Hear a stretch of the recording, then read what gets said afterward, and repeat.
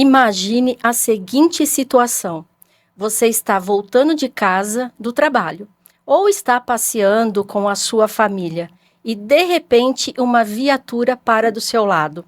E aí você fica pensando, eu devo respeitar, obedecer? O policial, ele vai poder te revistar? Ele vai poder olhar o seu celular? Ele vai poder entrar no seu carro e fazer toda a vistoria? E se essa abordagem for parar na delegacia, você sabe quais são os seus direitos? Essas são dúvidas que milhares de brasileiros têm, mas nem todos sabem responder. Hoje, nós vamos separar o que é mito, o que é verdade e o que realmente a lei diz. Seja muito bem-vindo ao Bate-Martelo Podcast, o espaço onde a verdade senta à mesa. Eu sou Rosângela Mello e estamos hoje aqui e vamos conversar com um assunto que muita gente tem as suas dúvidas.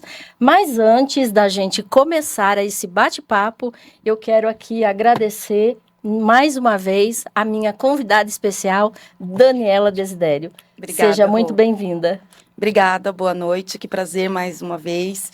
Hoje nós estamos com uma dupla de peso. Vou adorar bater esse bate-papo. Vamos embora. Está aberta a sessão do Bate-Martelo Podcast. Antes disso tudo, vamos apresentar aqui a nossa dupla aqui pesada, né? De informações e que eles vão aqui tirar todas as nossas dúvidas. E para debater esse assunto sob a ótica da lei e da vigência nas ruas, recebemos duas feras na nossa mesa. Com a gente hoje a doutora Laura, advogada formada pelo Centro Universitário Claretiano de Rio Claro, possui experiência na área criminal, tendo estagiado na Polícia Civil e na Defensoria Pública do Estado de São Paulo, na Terceira Vara Criminal de Rio Claro. Integra o escritório Dayana Carneiro Advocacia Criminal desde 2023, onde atualmente atua em todas as fases do processo criminal. Doutora, seja muito bem-vinda aqui no nosso Bate-Martelo Podcast. Muito obrigada, Rosângela. Boa noite. Boa noite. É um prazer estar aqui. Eu acredito que sempre que pessoas com opiniões diferentes, conhecimentos de áreas diferentes se reúnem, todo mundo tem a aprender. Então, eu que agradeço. É um prazer estar aqui. Seja muito bem-vinda. E também aqui, dividindo a bancada, o Dr. José Francisco Minelli. É Minelli, né? Isso. Advogado há 4 anos, atuando em processos criminais, fazenda pública e direito de trânsito. Uma próxima oportunidade, hein, doutor? Foi policial militar do Estado de São Paulo por 11 anos, onde trabalhou no policiamento ostensivo e na Polícia Judiciária Militar. Delegado de Polícia do Estado de São Paulo por 22 anos, período em que atuou no 27º DP, em Campo Belo, São Paulo. Também atuou na DISE e DIG de Rio Claro e também na Delegacia de Tirapina. Formado pela Faculdade de Direito de São Carlos, com pós-graduação em Direito Penal e Processo Penal pela pela Unimep. Pós-graduado em Direito de Trânsito pela Legale. Doutor, com esse currículo, seja muito bem-vindo ao nosso podcast. Rosângela, é um imenso prazer estar aqui com vocês. Agradeço o convite de participar desse podcast. Fico feliz aqui de encontrar a Daniela, conhecê-la e estar com a minha colega de trabalho, a Laura. E é muito importante essa união, essa reunião, para a gente trocar ideias e conhecer um pouco mais dos nossos direitos, o que nós devemos fazer ou não numa eventual abordagem, quais são os direitos na delegacia. Isso eu acho que é muito importante e é um serviço de cidadania. Muito obrigado. Seja muito bem-vindo e as portas do podcast estão sempre abertas para vocês aqui, para quiser trazer outros assuntos, doutora Laura, doutor Minelli, vou chamar de doutor Minelli, né? Para estar aqui no nosso podcast. E você tem vou falar você, tá? Você tem uma ampla experiência aí, começando pela rua, passando pelas delegacias, agora com a advocacia, né? Com essa ampla experiência sua, a polícia, ela pode mesmo abordar qualquer pessoa que esteja na rua e ele achar assim, essa é suspeita, e aí ele pode abordar essa pessoa, o policial? Na verdade, a gente vai entrar na questão da fundada suspeita para efetuar uma abordagem pessoal. E a fundada suspeita é de que ele esteja na posse de algum produto ilícito, uma arma, uma droga. Só que a fundada suspeita é muito subjetivo. De cada policial, do momento. E às vezes é feita essa abordagem sobre a alegação da fundada suspeita, é encontrado o objeto e leva para a delegacia, só que depois, num eventual recurso no STJ, se comprova que aquela fundada suspeita não havia fundada suspeita. E foi feito de forma arbitrária, e aí acaba anulando todo aquele procedimento. Então, é todo um trabalho feito que se torna inócuo por causa de uma prova ilícita. Mas, na prática do dia a dia, como é muito subjetivo, é muito cultural a fundada suspeita, e é muito difícil definir, o entendimento é que é possível fazer abordagem, e eu entendo que o cidadão que é abordado cumpre a determinação ali. Se tiver alguma coisa de irregularidade do agente, eu falo policial, mas o agente que está abordando, depois tem os meios legais para reparar tudo isso aí.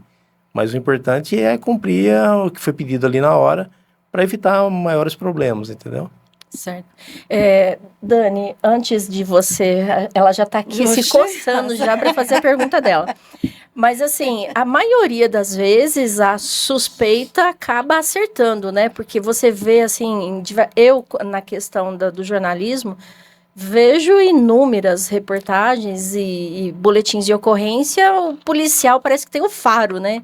Que acaba achando. Na verdade, eles fundamentam a fundada suspeita no tirocínio policial, que seria a experiência da profissão e tudo mais. Tem um grau de certeza no que fala realmente, mas a questão é o estereotipo da pessoa que se é abordada. Então, assim, quem que vai ter uma fundada suspeita de alguém de terno e gravata? Não tem. Você pode passar lá e ser um estelionatário, ser um traficante, raramente vai abordar. Mas por quê? Porque a gente já tem uma formação na mente da gente de que aquele estereotipo de pessoa é o suspeito. E aí acaba dando muito resultado nas autuações. E aí o que acontece? Você autua, faz o boletim de ocorrência, faz um flagrante, amanhã está passando nos jornais, na televisão, tudo bonito, a estatística aumenta, só que depois no final a prova cai por terra e a pessoa é absolvida, né? Mas aí já rolou todo um procedimento. Todo o estresse para ambos os lados, né? Dependendo dessa... Desgaste de tempo, dinheiro do Estado. Né? E pensando nessa frase agora, né? É um gasto também para o Estado. Não existiria uma forma, pode ser utopia, né? Claro, porque eu só trago coisas utópicas aqui. Mas que nem o doutor citou sobre a questão estrutural, sobre o que é cultural, o que está na mente, né? O biotipo da pessoa que está ali e o policial, né? Que nem a Rô falou, tem um faro. Não que eu seja contra policiais, não é isso, né? Mas eu preciso trazer essa minha dúvida, né? Quando vai mudar isso? Há uma forma de mudar? A gente tem esperança de mudar todo essa estrutura mesmo, como, né, o doutor acabou de falar. Ninguém de terno e gravata não vai ser parado, né? Então, da mesma forma que o Estado vai gastando dinheiro cada vez mais, toda uma estrutura sendo usada, e muitas vezes, claro, pode ser a minoria dos casos, né, que não tem fundamento. Mas até quando a população, principalmente essas pessoas, né, vamos ser mais claros, né, as pessoas negras, periféricas, enfim, com um estilo de roupa que a gente já sabe, né, como que funciona, infelizmente, e sim, existe esse preconceito por alguns. Então, como o Estado também pode mudar essa situação? Nem sei se tem resposta. Na minha opinião, eu acho que essa situação é demorado. Eu acho que é possível mudança, ela está mudando, principalmente com as grandes investigações, porque ela para de ficar focando naquele usuário que está na biqueira e que é preso em flagrante por tráfico, que na verdade é um usuário, porque nem todo mundo que está lá na biqueira é traficante. Exato. Você pode chegar lá ele está com 4 pinos, dinheiro, mas ele é usuário. Mas agora, com as investigações, com levantamentos de contas bancárias, lavagem de dinheiro, isso aí você começa a trabalhar com quem realmente é o cabeça do crime, entendeu? Que precisa desestruturar, né? Isso aí vai Onde de mudando. fato vai mexer. E a gente vai mudar isso aí também com investimento em educação, porque eu acho que a base não é só educação na escola, é família. Quando a gente mudar ali começa a mudar tudo.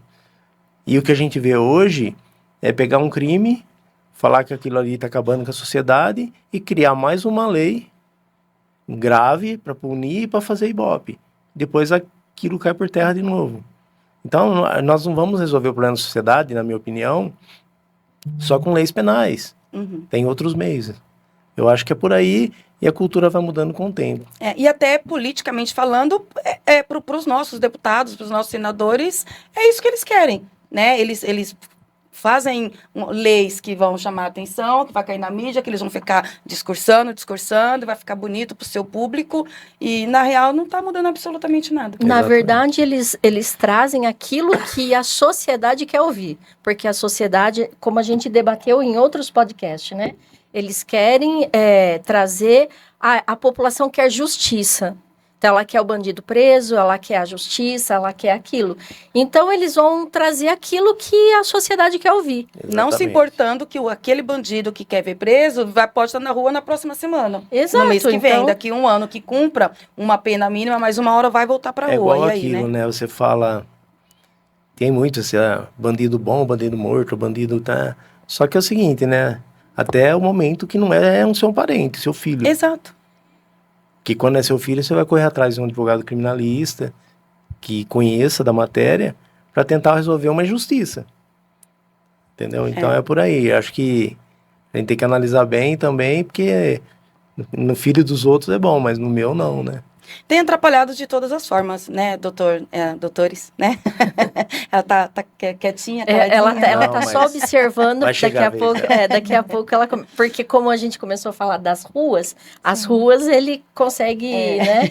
Ela tá só observando, daqui a pouco ela traz os pontos criminais. Com certeza. Não, é que a gente fica direcionando, né? Aí fica...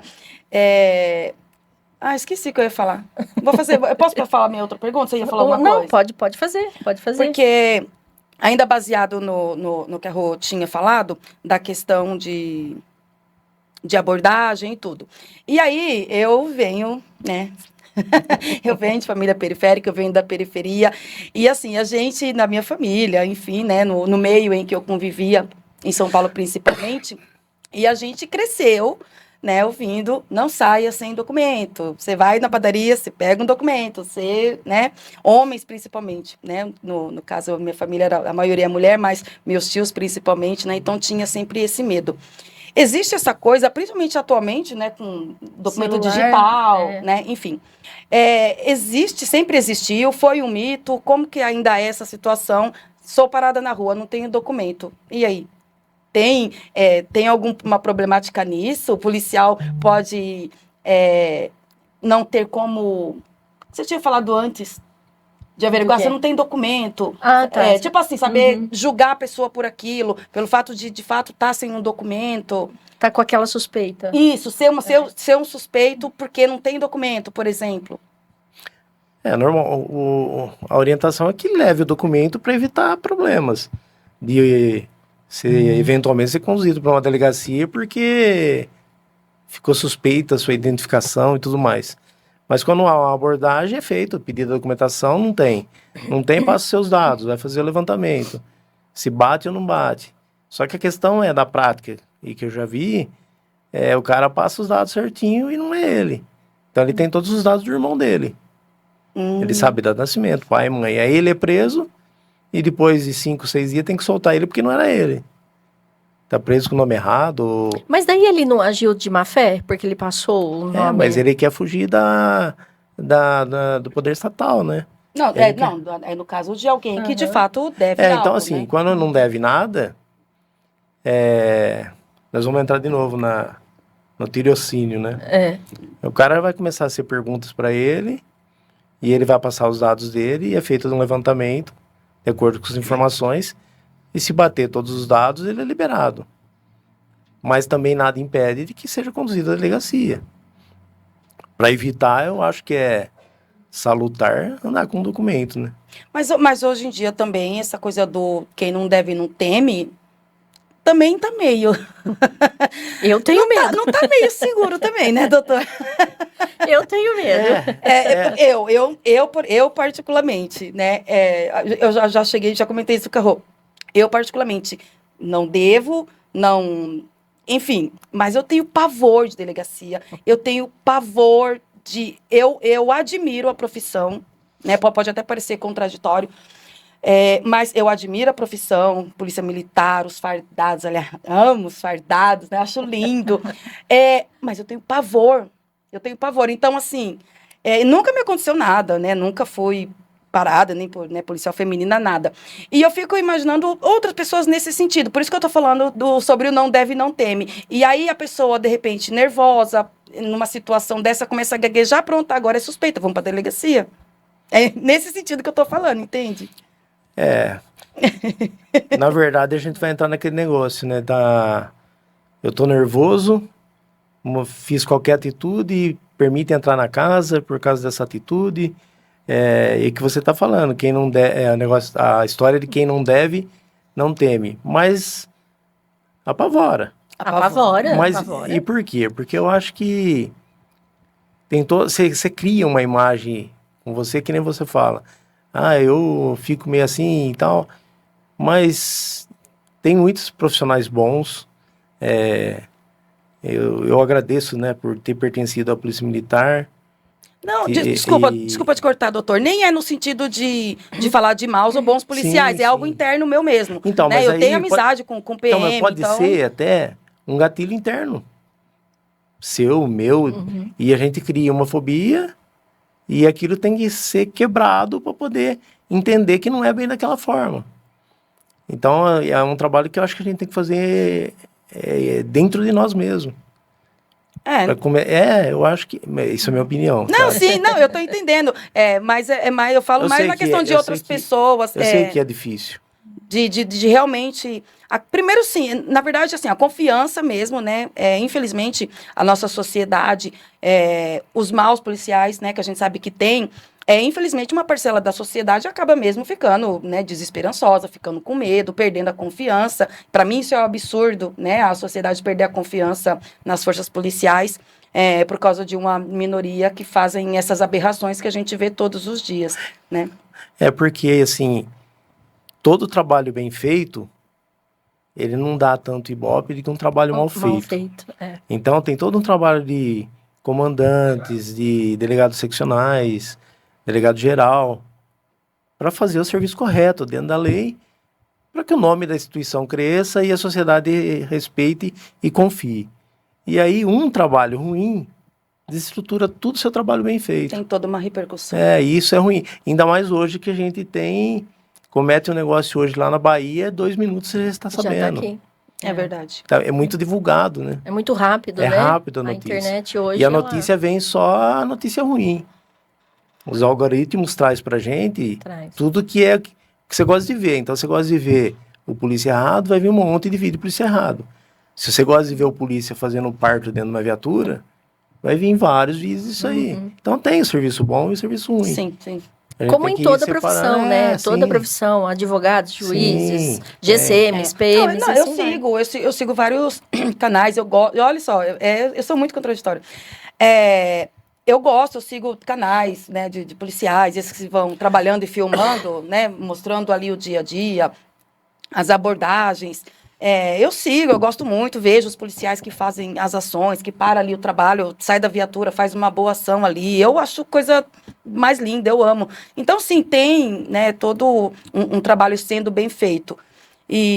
Mas, infelizmente, o mal feito acaba sobressaindo. E a gente acha que está sendo a maioria. A gente acha que, nossa, está todo mundo perdido, infelizmente. E a questão administrativa, doutora Laura, né?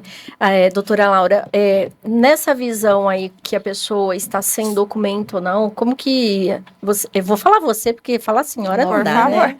Então, assim, o que você possa estar instruindo quem está nos assistindo com relação a essa questão eu esqueci o documento, eu não tenho celular, que é lógico, como o doutor Minelli falou, é bom ter um documento, né? Mas, assim, na questão administrativa, como que é que você possa estar instruindo as pessoas nesse quesito? Então, na realidade, a nossa lei, ela não obriga ninguém a andar com documento, né? Não tem essa previsão, exceto no caso de trânsito, que você precisa estar com a sua CNH, seja física, seja digital. Então, você não precisa obrigatoriamente estar com o seu documento. É claro que nem o doutor falou, é bom andar com para evitar qualquer tipo de problema. Mas, se você for abordado, você não tem essa obrigatoriedade. E basta você se identificar, porque eles têm condições de puxar no sistema deles e verificar. E aí o problema é justamente a questão, né, da suspeita, se não bater alguma informação. Mas o importante é se identificar. Inclusive, tem uma contravenção penal que fala disso, né, de se recusar a fornecer seus dados ou fornecer dados falsos. Aí isso sim é uma contravenção penal, que é um crime, uma infração menos grave, digamos assim.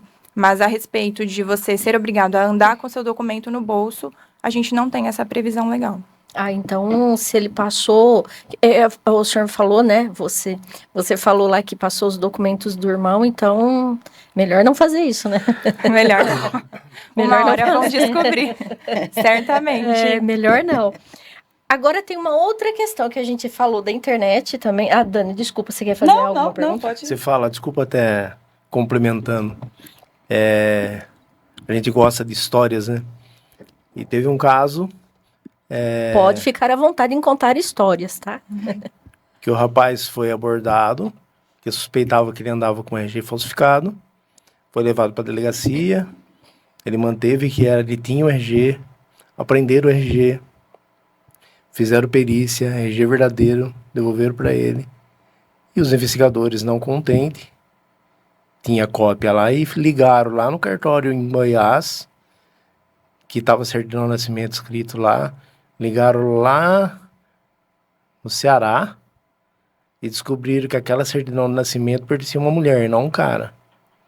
Então ele pegou uma certidão falsa lá do Ceará, tirou o RG em Goiás e veio para São Paulo. Caramba, então, mas como que ele conseguiu isso? Caramba, sistema. E aí, dentro do sistema? Ele estava com a documentação, apresentou e não era ele. Caramba. Ou seja, o faro do investigador. Ele já suspeitava que ele estava usando o documento. Só que foi feito perícia e tá tudo certo, o documento é verdadeiro. Então, é isso que eu tô querendo dizer, né? Passou, fez a perícia, passou por tudo, aí foi... Né? Mas todos os setores... É que os dados, né? Os dados você não tem como constatar por perícia, né? O conteúdo ali que tá no documento não dá, né? O documento mesmo, né? Que foi apreciado e analisado. Agora, os dados lá... Agora, você perguntar como... Não, mas porque aí você consegue perceber que o sistema, tudo dá jeito para burlar, né? Aí acaba na verdade, burlando tudo. Cada lei que tem dificulta mais para quem trabalha honestamente, né? Porque você quer tirar um empréstimo num banco é difícil, você quer ir no INSS não fala empréstimo, né? É verdade, né? Que é difícil. E aí, para quem vive... É igual a lei penal. A lei penal, ela é para corrigir, que em tese corrige poucos, e para evitar que quem queira cometer não cometa. Então, está servindo muito para quem não vive do crime. Então, eu tenho medo de cometer algo errado, vocês... Mas quem vive daquilo não está preocupado com lei mais severa, não. Pode vir a lei que vier. Corrige quem quer ser corrigido. Quem, de fato, cometeu um deslize e se arrependeu e viu que não é para aquilo. Agora, quem está decidido a isso... Pode, Não, pode não. aumentar, pode vir até lá de pena de morte, que eles não vão ligar, não. Não, isso eu sou. Olha, Dani, você concordou comigo. Eu sempre concordo com você, você que não entende. Então, assim, eu não tenho esperança nessa questão também nessa questão penal. Quem está no crime, posso estar até errada, mas eu não sei se. Eu não tenho essa esperança ainda, não. Ainda não. A não ser que apareça alguma coisa diferente aí, mude essa concepção das leis, sei lá. Isso aí a gente leva um sistema que é só mais um. É. Então, cai no inquérito, no processo criminal e Presídios lotados. ouve todo mundo, fundamenta e condena, e aí é só mais um. E aborda qualquer um. É. Até essa questão que você comentou, Dani, sobre o nervosismo, né? Eu acho que muita gente tem essa sensação, ai, a polícia me parou, eu nem devo nada, mas eu fico preocupada. E aí isso volta lá na questão que a gente comentou sobre a fundada suspeita para realizar a busca no veículo de alguém, na casa de alguém. Aí você pergunta pro policial na audiência, por que você abordou? Porque estava nervoso, que demonstrou nervosismo ao avistar a equipe policial. Mas assim, isso é muito vago, isso é muito genérico. Inclusive tem muito entendimento de que isso não é fundamento para autorizar busca nenhuma. Justamente por ser uma questão humana, muita gente sente isso. E aí não sou só eu, né? Eu converso com várias pessoas também, Dani, eu tenho pavor, eu tenho... Não sabe, a gente não sabe explicar, né? Sim. Mas é só aquela coisa de repente, ter alguém que a gente sente que está acima de nós um pouco, né? Vamos supor, a gente se sente vulnerável, né? Com algumas profissões que estão acima da gente, assim. De repente pode ser isso, não sei também. Eu também tenho medo. Essa história de quem deve não teme, eu tenho medo também. Apesar que o medo é bom, né? Porque aí dá uma segurada na gente. Imagina se a gente... Você vê, né? Tem um assunto que a Laura conhece, que está caindo no STJ e está sendo bastante revertido, em relação a pessoa que é abordada com droga, lá 3, 4 pinos, e ele franqueou a entrada na casa dele e acharam mais 2 tijolos.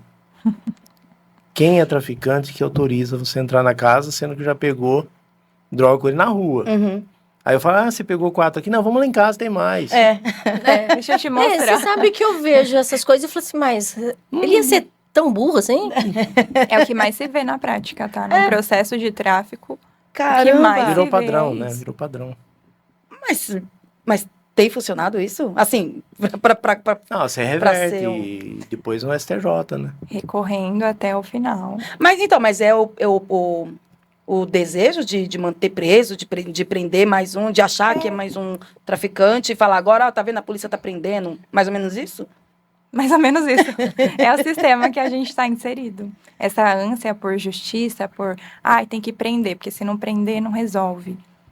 É que, na verdade, é uma ânsia da sociedade, né? Ela tá sofrendo e ela quer um resultado, né?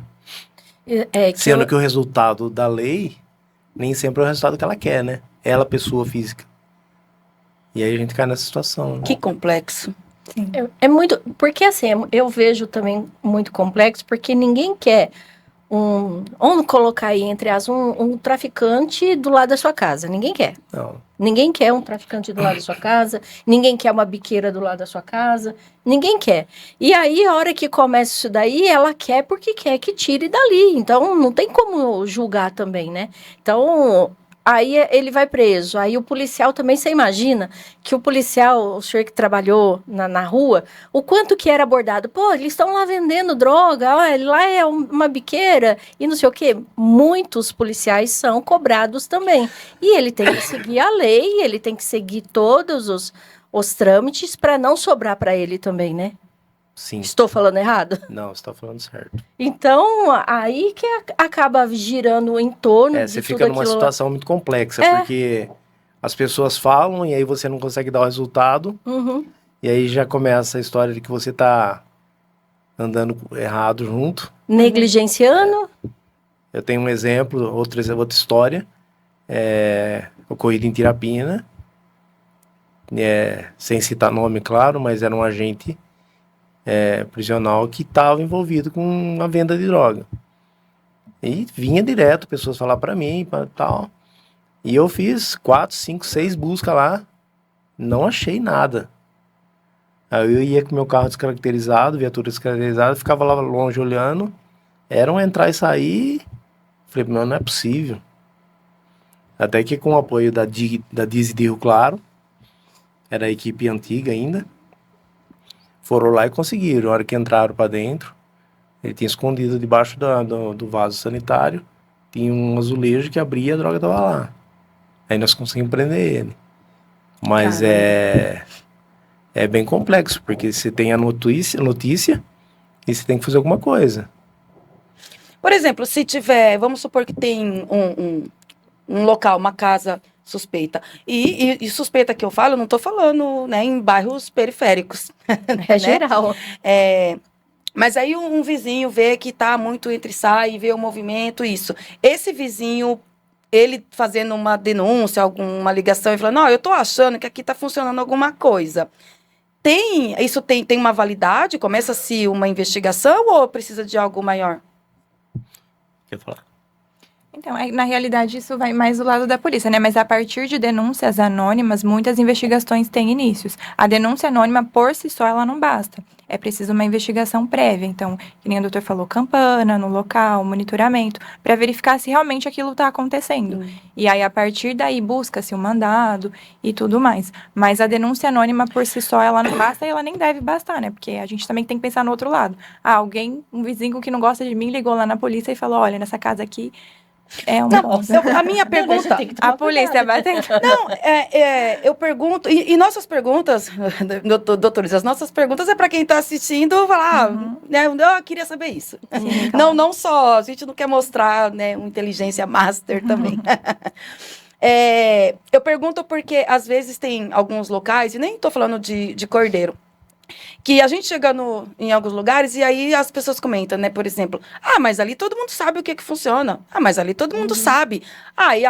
Mas ali toda hora passa a viatura na frente, né? E ninguém faz nada e tal.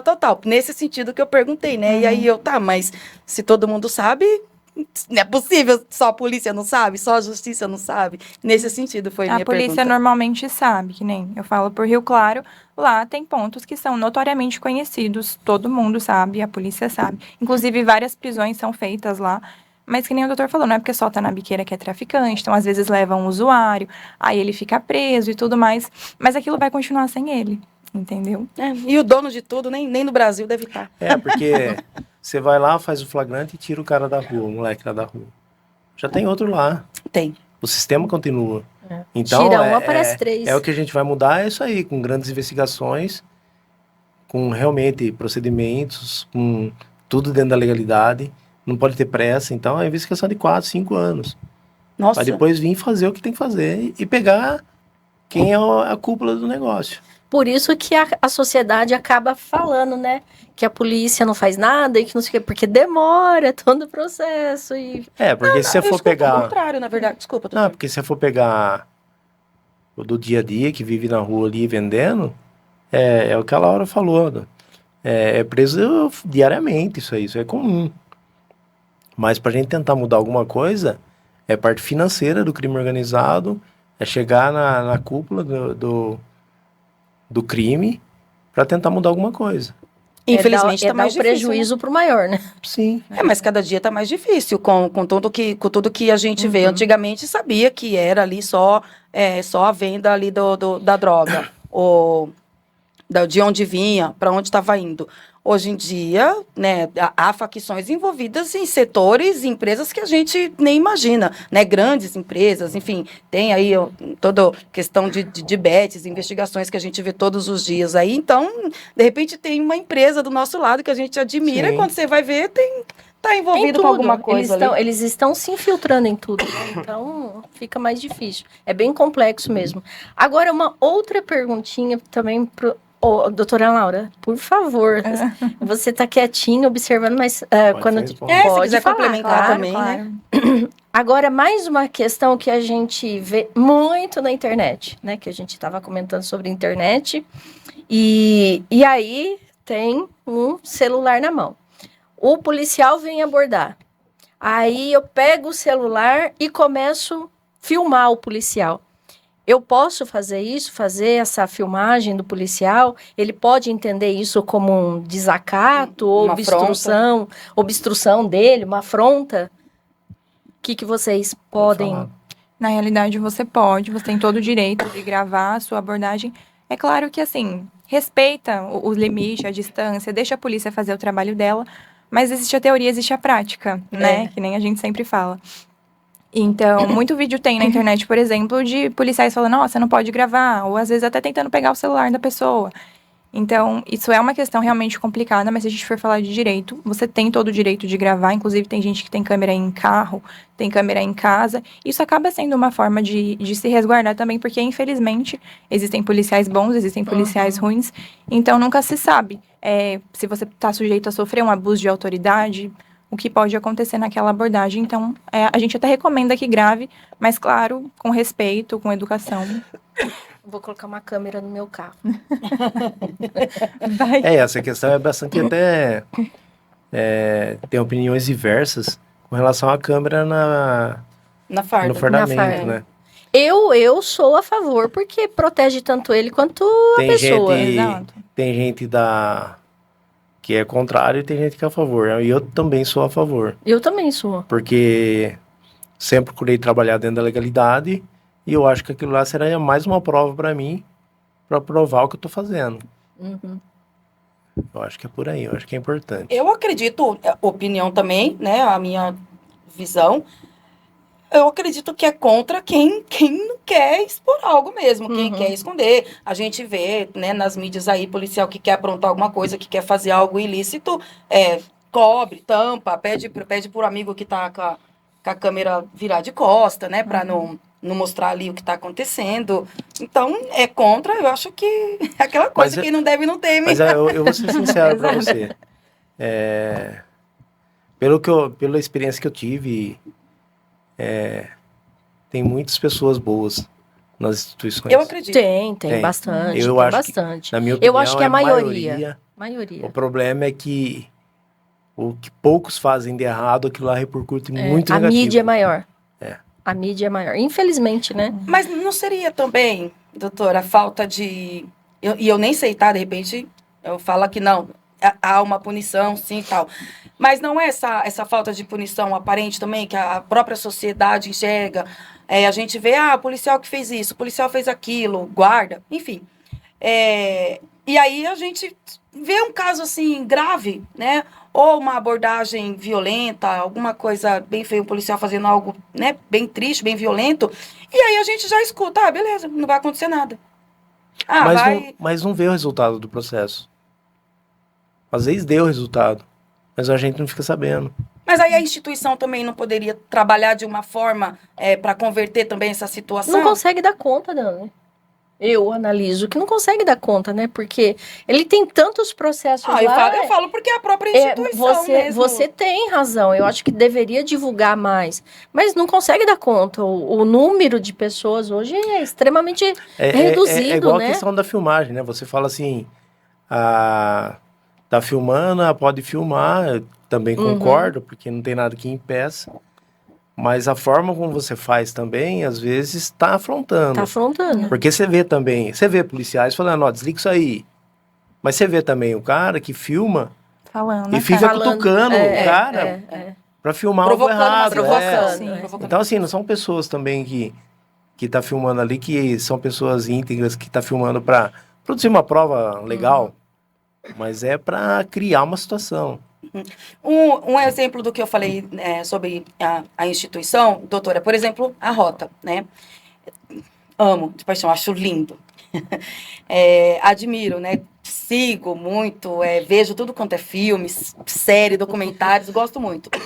E aí eu não sei se é o algoritmo, né? O que eu consumo que me entrega isso. Mas daí, diferente, né, por exemplo, da polícia militar, eles parecem que eles querem mostrar o que está sendo feito. Por exemplo, se a Rota fez alguém, né? A Rota fez alguma coisa ali. Rapidamente, aparece algum outro, um colega ali de profissão e falando, esse, né, não faz jus e tal, explica o que deve ser feito. Claro que eu nem tô falando das notas, né, com as notas que soltam, porque as notas que soltam, né, tudo tá sempre sendo averiguado. Mas eu acho que esse respeito que impõe, não sei se minha visão tá errada, ou se eu tô sendo iludida também, parece que eles impõem um respeito maior ali, e a gente vê que funciona, que algo está funcionando. Diferente dos PMs que a gente vê, né, pelas ruas, que a impressão que dá é que nunca adianta nada, nenhum processo, ninguém vai preso, ninguém paga por nada. Temos a sensação de que cada vez mais só está aumentando, né, esse tipo de profissionais pelas ruas, e, enfim. E aí fica essa discussão que só atrapalha, fica essa discussão, a sociedade dividida, né? E acha que divisão entra na divisão política, entra na divisão, enfim, né? Atrapalha tudo. Porque quem é contra policial é da esquerda, quem é a favor é da direita, sabe? Essas bobeiras que atrapalha tudo. Enfim, todo mundo perde, a sociedade como um todo acaba perdendo. Sim. Aí, para mim, de repente, a instituição deveria rever, fazer alguma coisa para também mostrar para a sociedade que algo está sendo feito. Eu analiso que ela não tem equipe para fazer isso, eu vejo. Porque ela tá tão focada ali, vocês me corrijam se... Até ela tem vontade, tem esse desejo. No entanto que, quando tem algo que falei, nossa, esse chamou atenção, eles divulgam. Mas no dia a dia corriqueiro fica difícil. Tá sem equipe. Não sei se o Dr. Minelli pode estar falando. É igual a questão de... Você vê muito em mídias, né? Você pega uma novela de 8 meses para investigar quem matou Odete Roitman. Só tem aquele crime. Aí é fácil, né? Aí você vai no plantão, 30, 40 BO numa noite. Numa noite.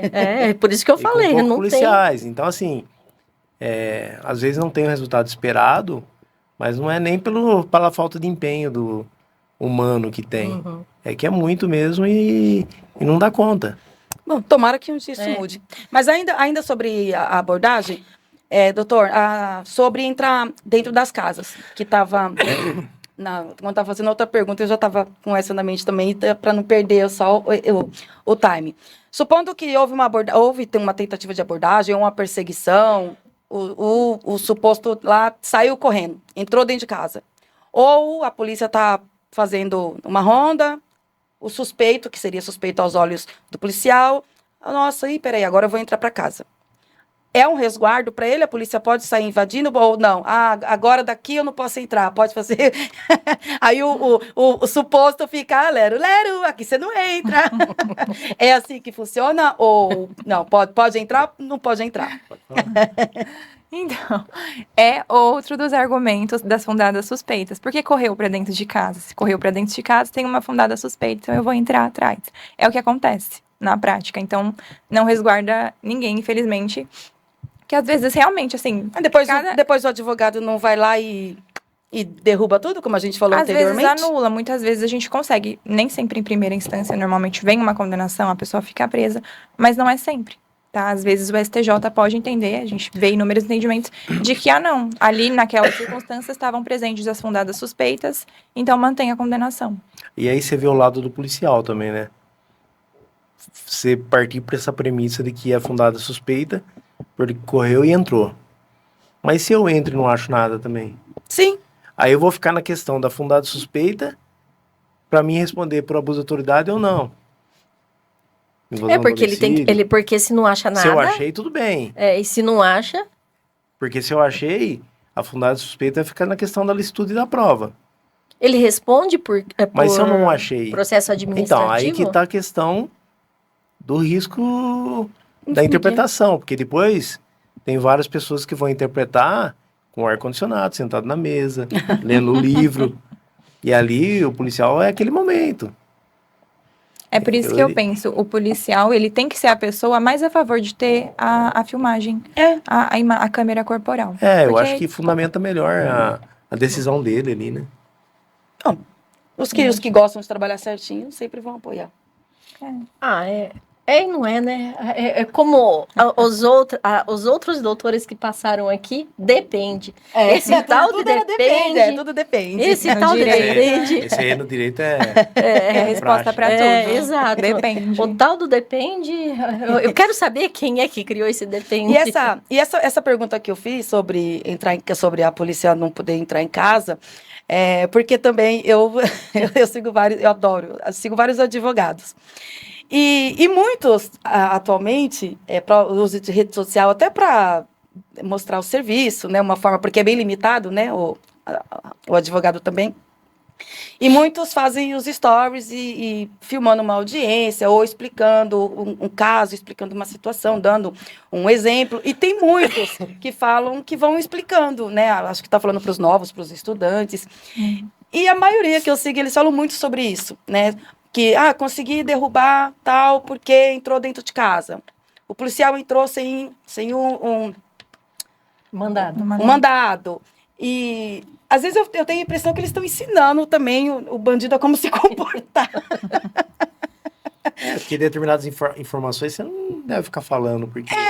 Tem muito, viu? Não sei, doutor, se a doutora também se já se acompanha, porque agora tem muitos advogados, né, os mais novos, principalmente, tem alguns também com tempo de profissão, mas os mais novos, principalmente, têm as redes sociais, para mim, é bom, eu gosto, porque eu sou curiosa, né, mesmo não sendo da área, mas eu gosto de aprender, né, mas o conteúdo deles tem sido esse, meio que filmando a audiência, explicando o motivo, explicando como conseguiu tirar o cliente, como conseguiu derrubar tal tese. Tal. Na verdade, ele está ensinando direito, né? Queira ou não, ele está ensinando direito e não só direito, matéria direito, mas os direitos do cidadão, né? Então, ele fala a situação prática e através de histórias você aprende. Sim. Tanto e é às que... vezes a mesma história de um acaba não dando certo pro outro, né? Sim. O tal do depende. Cai em juízes diferentes, cai em entendimentos diferentes, porque não é uma matéria exata, né? Exato. Tem mais história não, doutor? A gente gosta. A gente Nossa, tem gosta. bastante. Aqui mais tem. A doutora também, e algumas histórias que Tudo entrou. isso que a gente está falando é assim, é o meu dia a dia. É um recurso de apelação ali, no sentido de não tinha fundada suspeita para entrar na casa e tudo mais. Mas a lei é uma coisa, o entendimento do STJ é outro, o doutor sabe, o entendimento do STF é outro. Tem, assim, muitas oscilações. A lei fala que a nossa casa é asilo inviolável, que só pode entrar em caso de flagrante, em caso de prestar socorro para alguém, se tiver consentimento do morador, que é outra polêmica, inclusive. Então, assim, é muito variável essa questão, mas, assim, é o que mais se vê. A polícia... Então, mas só voltando agora, só voltando um pouco do que correu. Correu, a polícia entrou, achou alguma coisa ali. E aí, então, fica na razão, tá na razão do... Vou te dar uma resposta que você vai te surpreender. Depende. Cada caso é um caso, entendeu? Eu preciso analisar todas as circunstâncias que levaram àquele momento que a pessoa correu e que a polícia entrou. Entendi. Entendeu? Não, entendi o depende. Mas, assim, na prática, nenhum policial vai ver uma pessoa correndo para dentro de casa, fugindo de uma abordagem, e vai deixar, falar assim, tá bom. Não, vai atrás, vai entrar. Com certeza. Se vai anular um processo lá na frente ou não, aí isso vai de cada caso. Mas o policial certamente vai atrás. E aí depois tem a questão da prova da fundada suspeita para entrar e achar droga, alguma coisa lá. E um do questionamento é fundada suspeita, se a prova é lícita ou não. E a outra é a cadeia de custódia da prova. Como foi tirado do local, foi filmado, tirou foto, não tirou, Exato. como estava. Então, às vezes, aquela reportagem que faz lá, põe em cima da viatura, tira foto. Às vezes, aquela foto lá, depois não bate com auto-exibição e apreensão. Aí você começa a questionar. Mas de onde sair as coisas para Não, mas tirar às foto? vezes... Não, foi colocar tudo lá em cima. Tira foto. Às vezes tem coisa lá, tinha pino que era vazio, não tinha nada. Tira. Depois você começa a contar, às vezes não bate. E o negócio tem que ser certinho, tem uma sequência. Então tem várias questões legais para que a prova seja lícita e tenha validade. Então é o que acontece aí. Primeira instância condena, vai para o TJ, STJ. É uma luta, que é a vida do advogado também. Agora eu conheço os três lados. Porque tá acreditando tudo que vai dar certo e às vezes não dá. Não dá. Exato. Mas é assim, tem que ser até o fim, acreditar e fazer. Fugindo do nosso roteiro, vou fazer uma pergunta que eu acho que não vai ter resposta, mas eu vou perguntar. De todos os setores que você já passou, tem algum que... De toda aquela lista que a Rô falou ali do currículo, tem algum que foi mais marcante, que mais gostou? Mais marcante em risco pessoal foi um resgate de preso em São Paulo. Eu estava no plantão, eram 5 funcionários e 214 presos. 3h30 da manhã, entraram 7, 8 armados, rendeu a equipe, colocou no chão, tirou as armas, abriu a cadeia e fugiu quem quis. Caramba! Então essa aí é marcante porque foi um momento que eu deitei ele e falei, se for pra ser agora, vai ser, acabou. Graças a Deus não era o momento e deu tudo Eles certo. só queriam libertar os presos Não, mesmo. né? O resto fugiu sem saber pra onde ia. Ele foi com a boiada ali. Um só ali já sabia que ele ia ser buscado. Então essa marcou. E uma ocorrência, agora se falou, uma ocorrência relevante que para mim foi, como delegado, foi um dos melhores que eu fiz. Foi em Tirapina, a morte do pai e filho num sítio. Não tinha prova, não tinha nada, não tinha testemunha. Só tinha o local, as 2 vítimas, projéteis no chão, cápsulas. Foi apreendido tudo e tal. Aí suspeitava de um cara de Tirapina. Como vem a notícia, foi fulano. Nós conseguimos fazer um levantamento, uma investigação, fizemos uma interceptação telefônica. 15 dias esse cara não falou nada. Caía muita coisa errada de outra cidade. De tráfico, de droga. Mas esse cara que eu estava investigando, nada. Pedi prorrogação. E eu me lembro até hoje, ia entrar no plantão de Rio Claro 6h30. Ele ligou e falou que tinha cometido um duplo e que se entrasse na cadeia nunca mais saía. Eu falei, a prova tá feita. Eu sei que nós pedimos mandado de busca na casa dele. Aí ele veio, eu fiquei sabendo que ele vinha de moto. Os policiais acompanharam, entraram na casa, tinha mandado já. Tinha 2 kg de cocaína, 2 armas. E aí foi feito o confronto da arma com as projéteis lá do local. Deu positivo. E aí fechou, sem testemunha, sem nada, foi condenado a mais de 30 e poucos anos de cadeia. Caramba! Pelo duplo homicídio. Então, assim, é uma coisa assim, quando é a pessoa e você começa a fazer a investigação, ela transcorre com maior naturalidade e chega. Então, quando não é a pessoa, chega um ponto, não dá. Não adianta você forçar. O importante é buscar realmente quem fez, né? Isso é um negócio, principalmente em crimes graves. Eu falo assim, a gente repudia, a sociedade repudia o estupro e deve repudiar, mas é um crime que tem que ser bem apurado, o inquérito bem feito, porque a consequência é muito grave. E depois, para você provar, vamos supor que o cara não foi, inocente.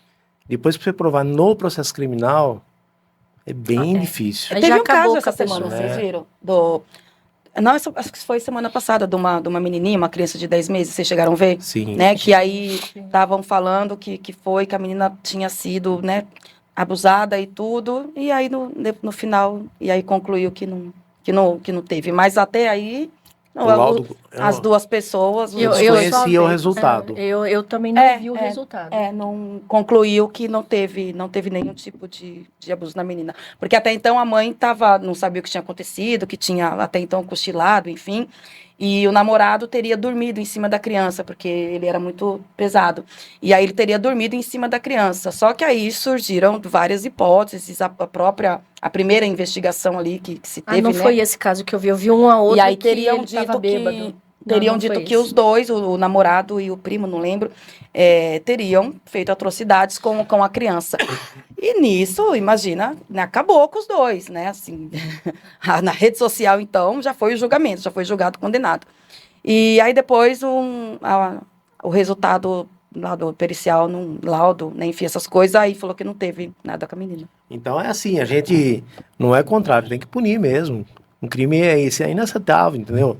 Só que precisa ter uma investigação muito Séria, né? séria, Sério. porque não é um furto. É. É um crime muito grave, né? O que mais você tem? Até deixa a gente assim, né, quando fala sobre Choca essa muito, questão, né? choca, É um crime que tanto, choca. Com criança, estupro de criança, Não, são crimes terríveis. é Bom, apesar que crime é terrível. crime, né? Então, Bom, eu sempre penso assim que roubou um copo, para mim já é crime, né? Não é da pessoa, mas enfim, né? Quem Mas- somos nós para julgar Mas isso, nós temos né? aquela ideia, né, de criminoso tem que estar na cadeia. Criminoso tem que morrer, tem que estar na cadeia e tudo mais. Só que ninguém esquece o professor Auri Lopes Júnior fala, ninguém esquece daquele plágio do caderno que você tirou lá do livro, ninguém esquece do aniversário e do casamento que você bebeu e saiu dirigindo.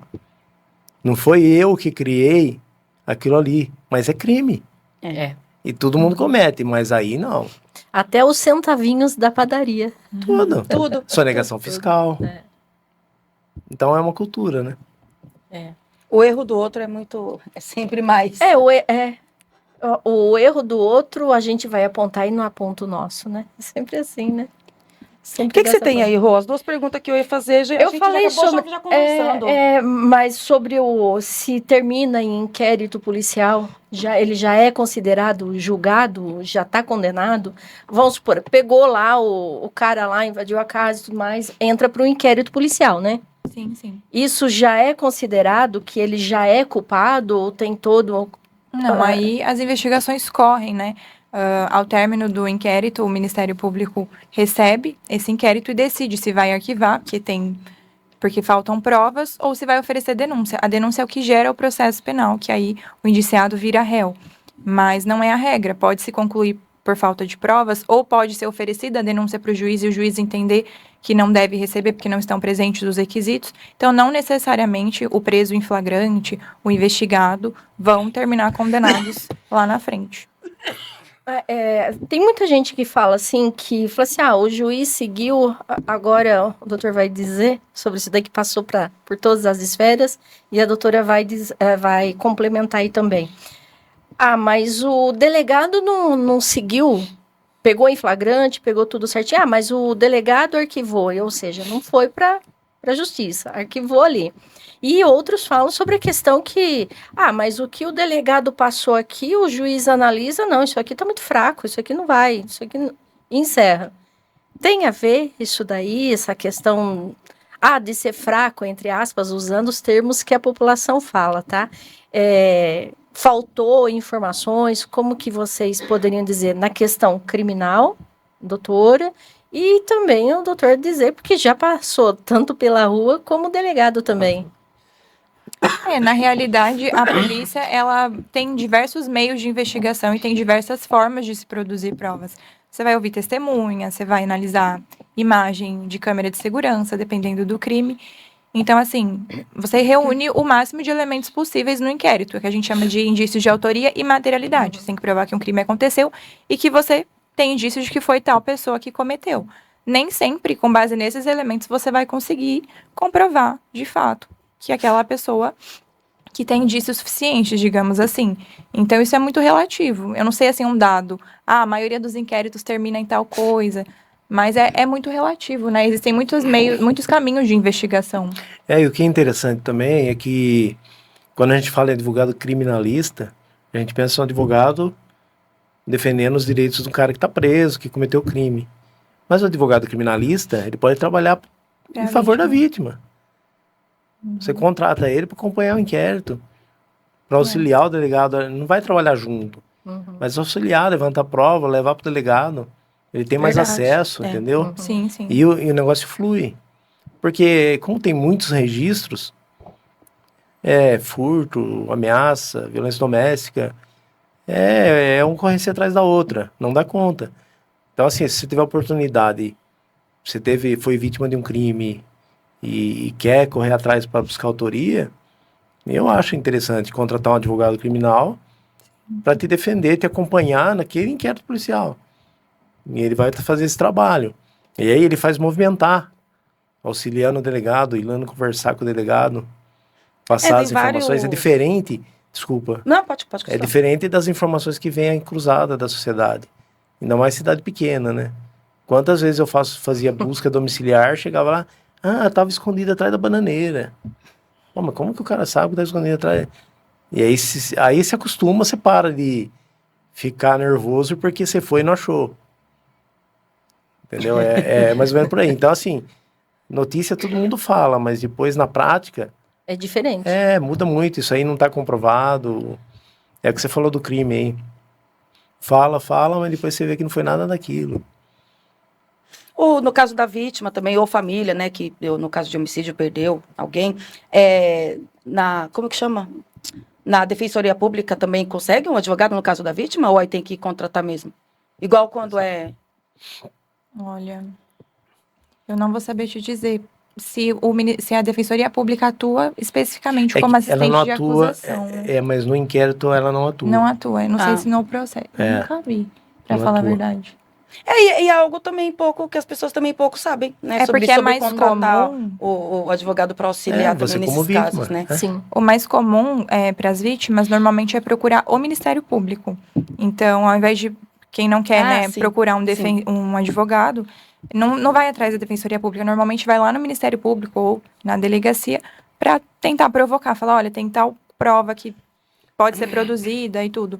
Então, não é comum as vítimas procurarem a Defensoria Pública. Ou é um advogado particular que vai te dar todo o suporte, toda a atenção, ou vai direto nesses órgãos para ver se consegue algo. Você vê, eu como advogado, peguei um caso de estelionato, que foi vendido na internet, o carro, e não Nossa. pagou. O cara levou o carro embora. E aí a própria vítima tinha contratado eu para fazer o cível. E aí foi feito os levantamentos por nós, e aí ele identificou que o cara estava morando em Araraquara. É onde eu nasci. Ele foi lá e achou a casa do cara. Ele falou, doutor, ele tá no portão. Eu falei assim, não, você não vai lá. Deixa que... Aí foi passado pro pessoal lá de Araraquara, levaram ele pra delegacia. Aí ele confessou estelionato de Rio Claro e mais um lá de Araraquara. Então, assim, mas por quê? Porque nós Ele que trabalhamos... foi atrás também, a né? vítima, junto com um advogado que estava atuando, fez todo o levantamento e passou pro pessoal da polícia. E aí eles vão atrás. Eles só não vão às vezes porque é muita coisa do dia a dia. Mas se você der um caminho, eles vão atrás. Eles vão. Doutora, no caso de a partir do momento que uma pessoa vai presa e passa por todo o processo, até chegar no júri, né, se for o caso, enfim, o permanecer em silêncio ajuda ou atrapalha? Na realidade, depende. Aí vai da pessoa, né? Porque muita gente pensa aquela frase, quem não deve não teme. Então eu vou falar, porque se eu não falar, aí eu vou parecer culpado.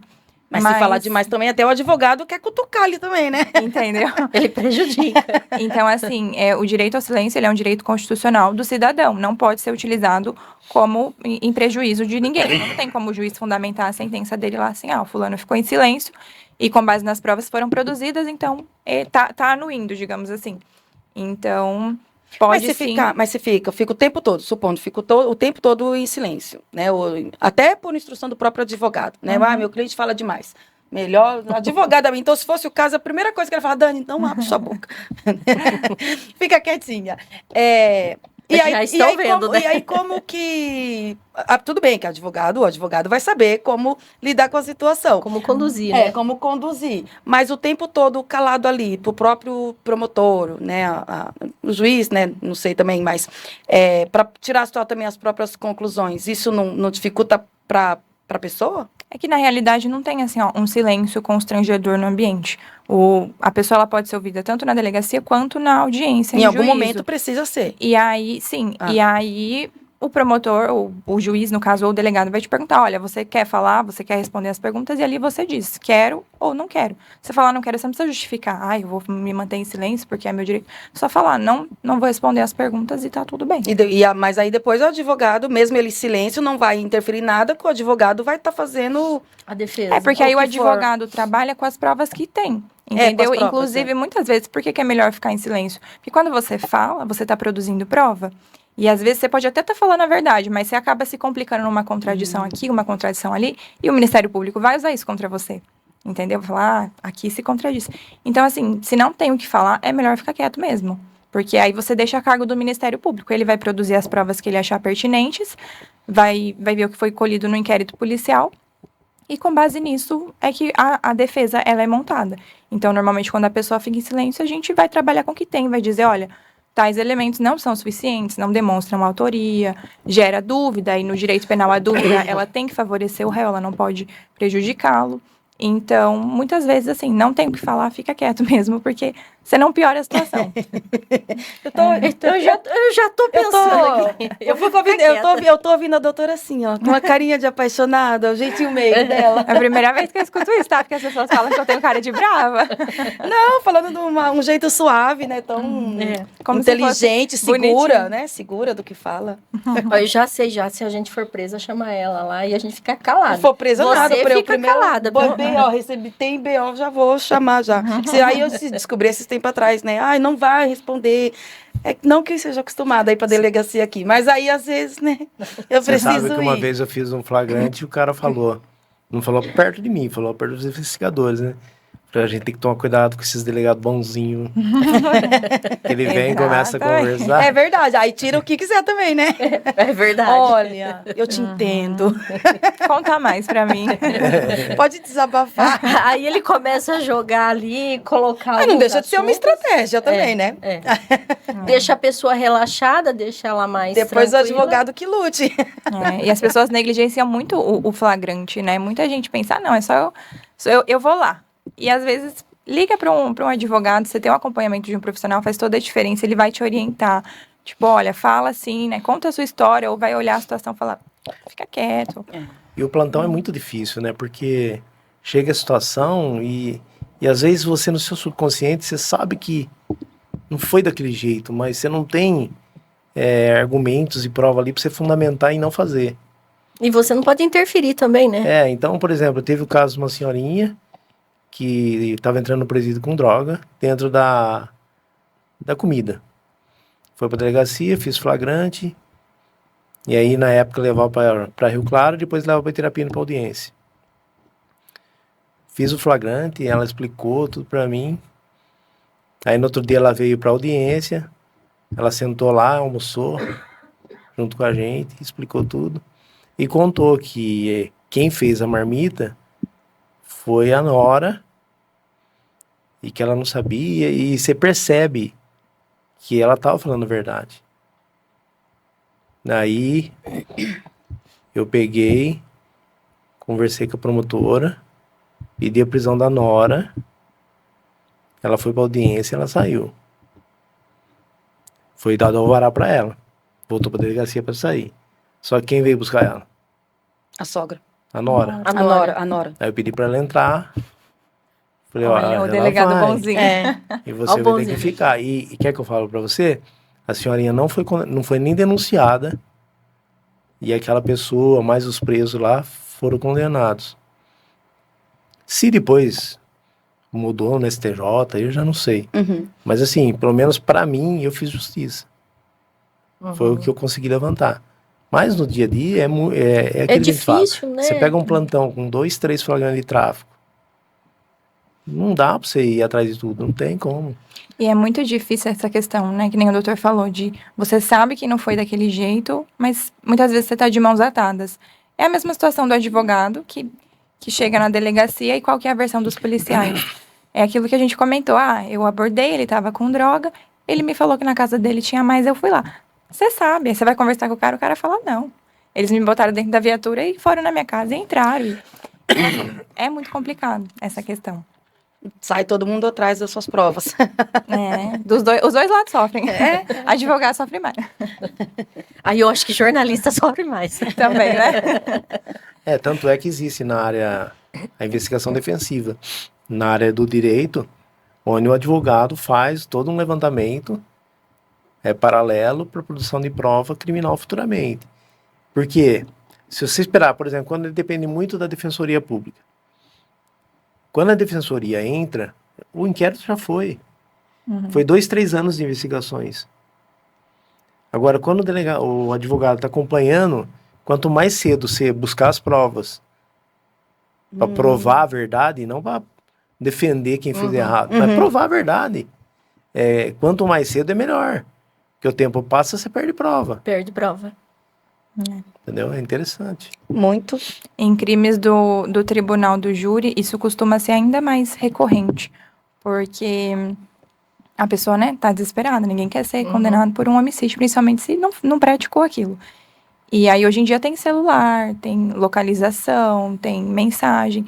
Então, se muitas vezes a polícia não fez aquilo de verificar, o homicídio foi em tal local, mas onde estava o celular da pessoa naquele momento? Muitas vezes a polícia apreende o celular, mas analisa as mensagens, analisa as ligações, fala, olha, tem uma movimentação suspeita aqui. E aí vem a pessoa acusada e fala, olha, mas o meu celular vai mostrar que eu não estava naquele lugar. E aí cabe ao advogado também buscar, produzir esse tipo de prova, requerer, para que seja verificado onde que ele estava. Chamar a Herb, né, a localização do celular, verificar exatamente se o celular estava sendo usado, onde que estava, se fez ligação, perto de qual torre estava. Então, isso faz muita diferença na prática, assim. Mas é bem difícil. Eu tenho dois conhecidos meus em São Paulo e de verdade, a Rô, né, não acredita em... Mas que são inocentes mesmo, de não estarem no local, naquele local. Um foi caso de moto, porque roubou a moto, não tava. A família, assim, claro que agora já passou-se acho que uns 5, 6 anos, e com muito sacrifício a família conseguiu, junto com a advogada, provar, né, que não tinha como ter sido ele.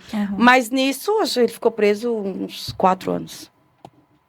E tem gente tentando, que fica 15. e a advogada junto com a família tentando colher todas as provas e vai atrás de câmeras da vizinhança inteira. Enfim, foi um furdunço só, né? E aí são 4 anos, era moleque na época, né? Então 4 anos que você faz o quê depois com aquela cabeça? E se não foi buscar a prova, depois você não reverte mais. Não.